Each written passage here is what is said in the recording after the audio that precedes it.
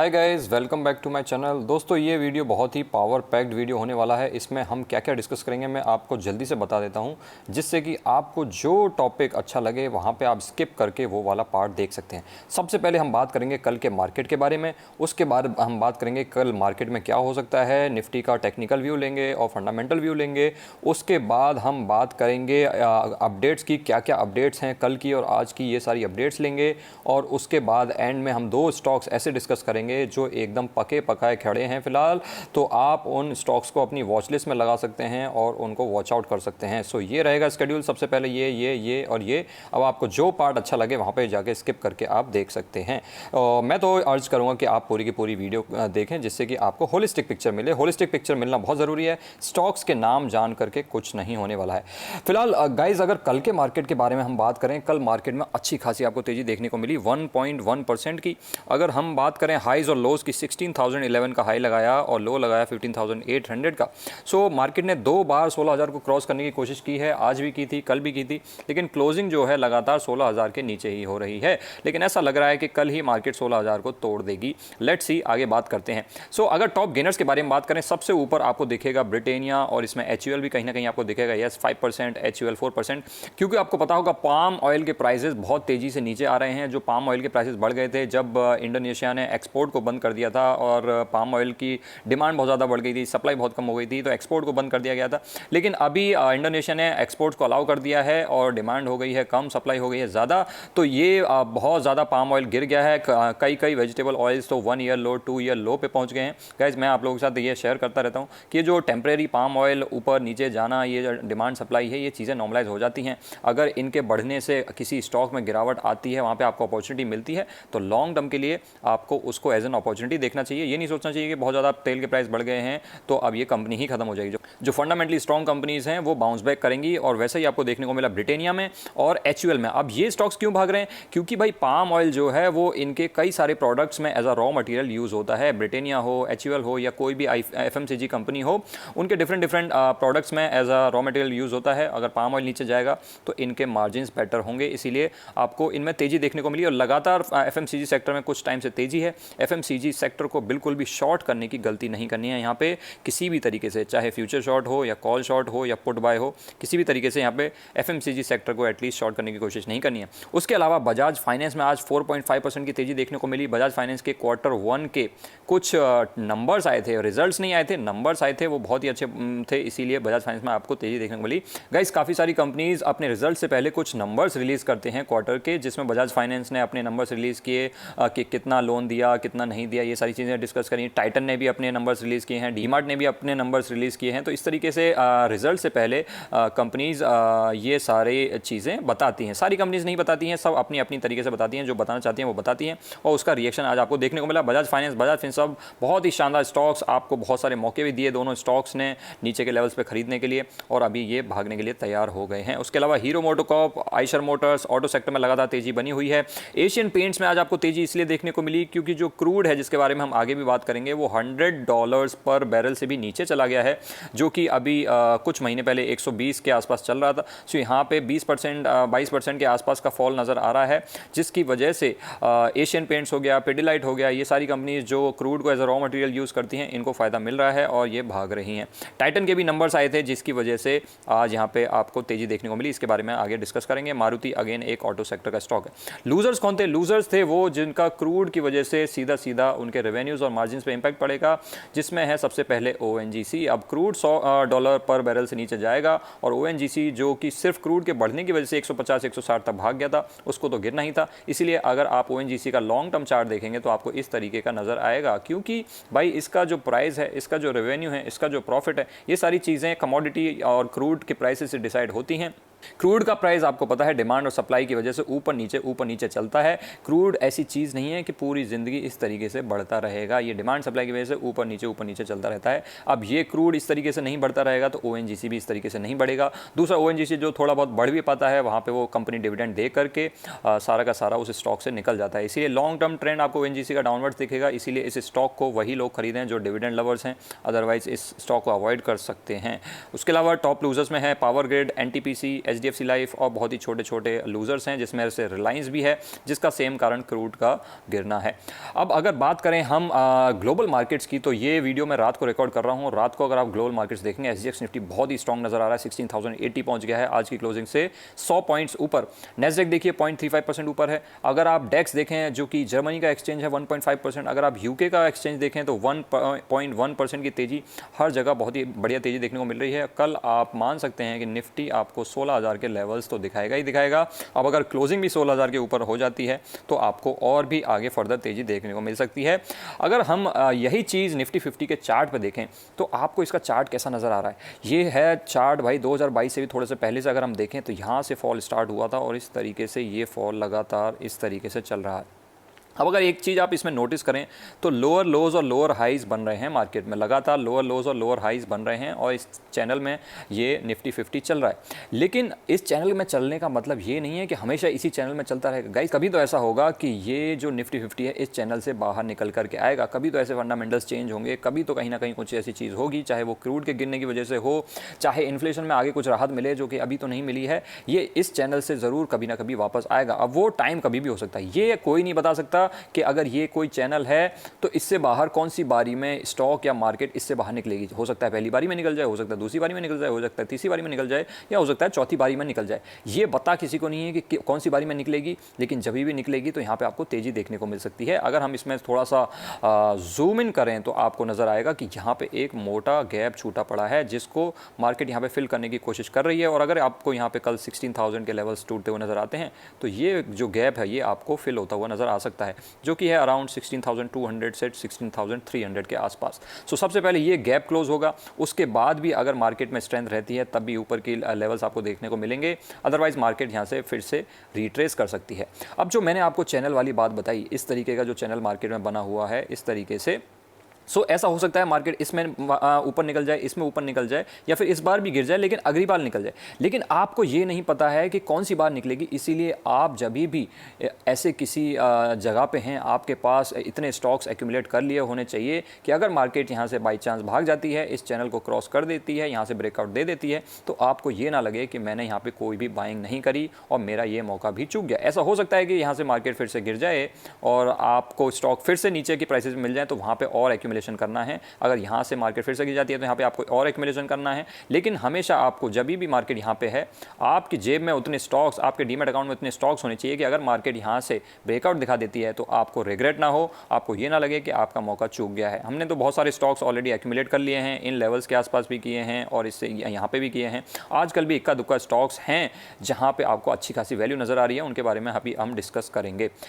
अब बात करते हैं अपडेट्स की, जो इंपॉर्टेंट अपडेट्स हैं वो सारी डिस्कस कर लेते हैं। ब्रेंट क्रूड के बारे में हमने ऑलरेडी डिस्कस कर लिया है, $100 पर बैरल से नीचे चला गया है और ये पहली बार हुआ है सिंस अप्रैल से पहले तो नीचे ही रहता था ऑब्वियसली।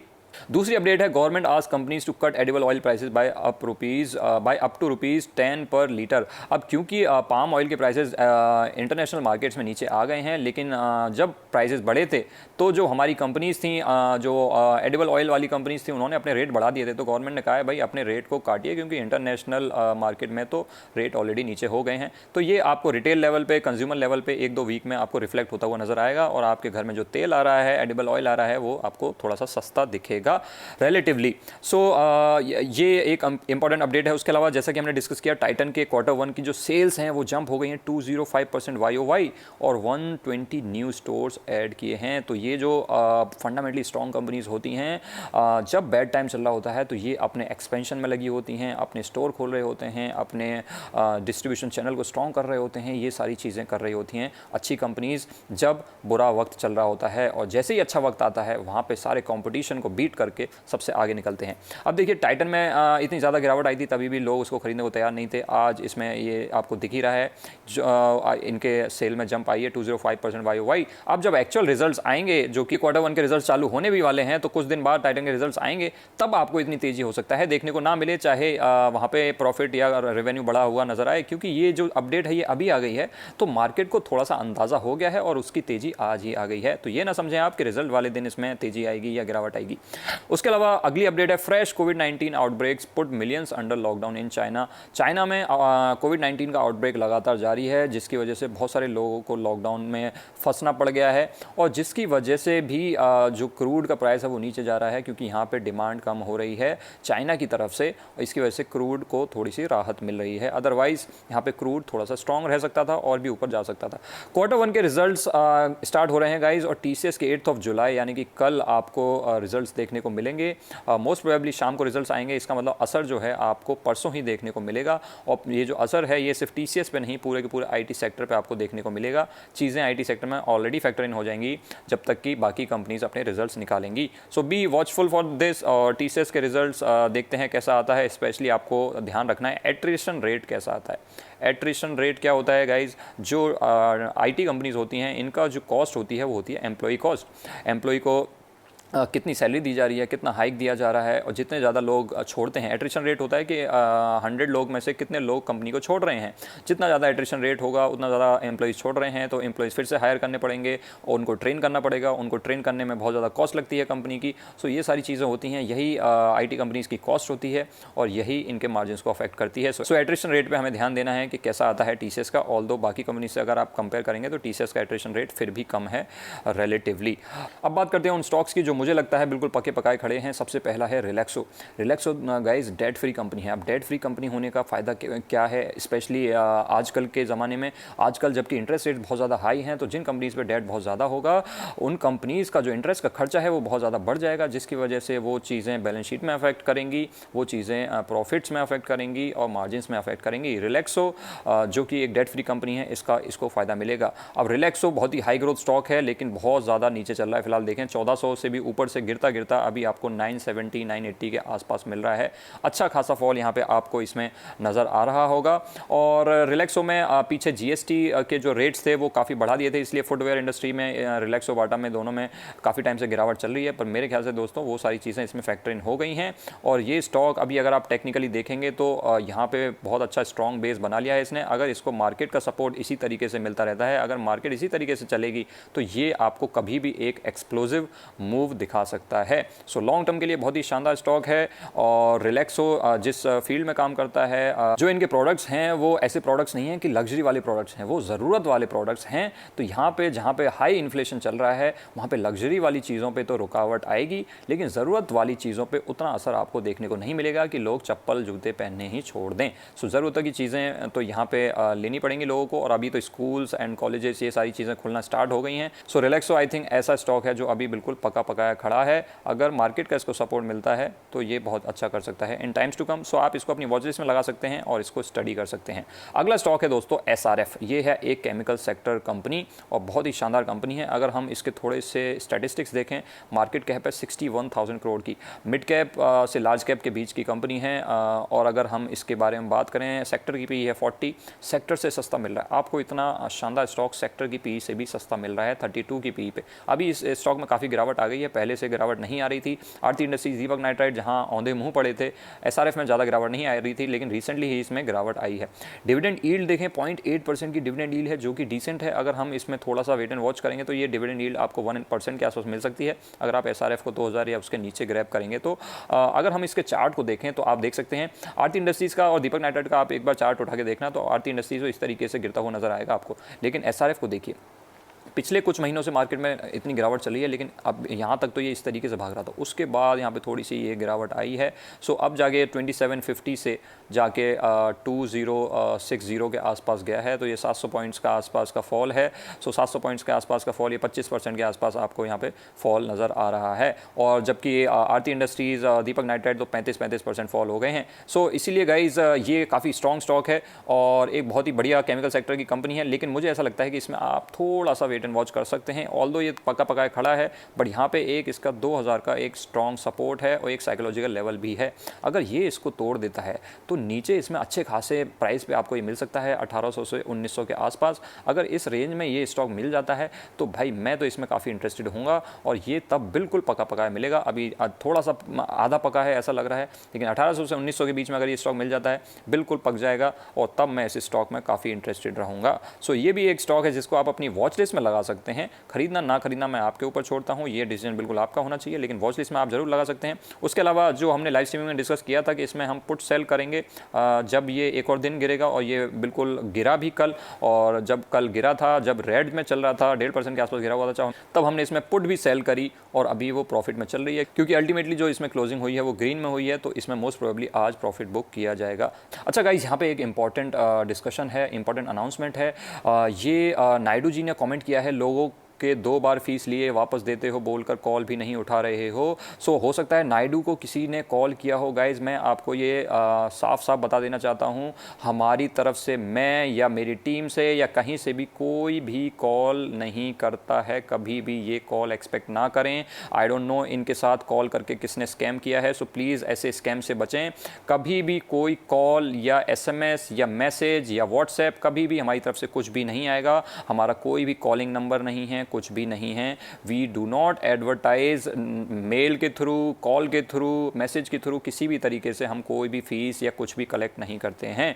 आपको यस नीचे एक ज्वाइन बटन ज़रूर दिखेगा जिसको आप एक्सप्लोर कर सकते हैं अपने तरफ से, लेकिन हमारी तरफ से आपकी तरफ कोई भी आउटबाउंड सेल्स कॉल्स या मैसेजेस कुछ भी नहीं जाएंगे। तो प्लीज़ ऐसे स्कैम से बचें। और ये इसको देख करके ऐसा लग रहा है कि किसी ने इनके साथ स्कैम किया है कि 2 बार फीस दे दीजिए वापस कर दी जाएगी, तो ये सारे के सारे स्कैम हैं। नायडू जी और बाकी लोग भी प्लीज़ इसका ध्यान रखें। हमारी तरफ से आपको कोई कॉल या मैसेज कुछ भी नहीं आएगा। यहाँ पे काफ़ी लोगों ने रिप्लाई भी किया है, मैंने भी इनको रिप्लाई कर दिया है पर्सनली, लेकिन मैं चाहता था कि ये चीज़ें सारे लोगों के सामने आएँ जिससे कि किसी के साथ भी बुरा ना हो। और जिस ज्वाइन बटन के बारे में मैं बात कर रहा था, वो ज्वाइन बटन आपको नीचे ही दिख जाएगा। इस ज्वाइन बटन पर क्लिक करके ही आप अगर ज्वाइन करना चाहते हैं तो ज्वाइन करें, किसी और चीज़ के थ्रू ना करें। एक हमारा टेलीग्राम चैनल भी है, ऑफिशियल टेलीग्राम चैनल, जो नीचे आपको पिन कमेंट में मिल जाएगा। आप वहाँ से टेलीग्राम चैनल को भी ज्वाइन कर सकते हैं। वहाँ पे भी मैं आपके साथ ज्वाइन करने का लिंक शेयर कर दूंगा, क्योंकि काफ़ी लोगों को ज्वाइन बटन दिखता नहीं है। सिर्फ इन 2 के अलावा, वो लिंक और ये ज्वाइन बटन, इनके अलावा आपको कभी भी किसी भी तरीके से ज्वाइन नहीं करना है। सो दोस्तों, आज की वीडियो में बस इतना ही। आई होप आप लोगों को ये वीडियो पसंद आई होगी। अगर पसंद आई हो तो आप इस वीडियो को लाइक कर सकते हैं और चैनल को सब्सक्राइब कर सकते हैं, जिससे कि आपको ये डेली अपडेट्स मिलती रहें। Thanks for watching guys, I will see you next time.